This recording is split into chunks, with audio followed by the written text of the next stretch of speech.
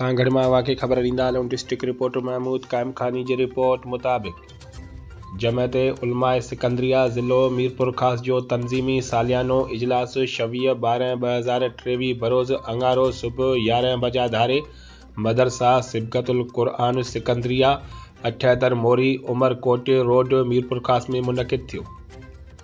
मरकज़ी सदर मोहतरम जनाब अलामा फ़कीर साईं मोहम्मद यूनुस सिकंदरी महर जिन जी ज़ेरे सदारत में इजलास थियो। इजलास में आलमन चयो त कादरी तरीक़े जे ज़िक्र ऐं दुरूदो सलाम ऐं दरस क़ुरान सुन्नत मुस्तफ़ा सल्लल्लाहु अलैहि वसल्लम दरस हदीस शरीफ़ ऐं मलफूज़ात शरीफ़ जूं हफ़्तेवार मुनज़्ज़म अंदाज़ सां दरस जा प्रोग्राम ऐं महफ़िलूं मुनक़िद कयूं वञनि। उन मक़सद लाइ जमायत उलमा सिकंदरिया पाकिस्तान जे ज़िलई अॻुवाननि खे गुज़ारिश कई पई वञे त तव्हां हर ज़िले ऐं उन हर तालके सतह ते हुर जमायत जे फ़क़ीरनि जवाननि जूं दीनी कामेटियूं जोड़ियूं वञनि।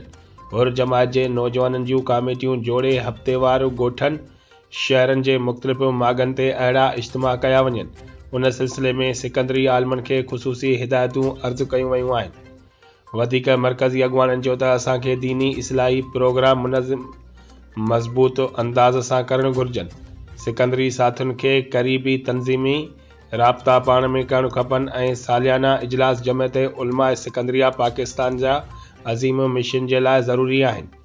असांखे मुर्शिदनि करीमनि जे तरीक़े मुताबिक़ ज़िक्र इलाही दुरूदो सलाम पढ़णु ऐं पाण सुन्नत जी पाबंदी करणु घुरिजे ऐं इत्बा सुन्नत करणु लाज़मी आहे ऐं असांखे जमायत उलमा सिकंदरिया पाकिस्तान मरकज़ जे तरफ़ां जेकी पैगाम हिदायतूं मिलनि थियूं उन ते अमल ज़रूरी आहे। इख़्तिलाफ़नि खे सोशल मीडिया ते न अचणु घुरिजे। उन ते सख़्तीअ सां समूरनि दोस्तनि खे अमल करणु घुरिजे।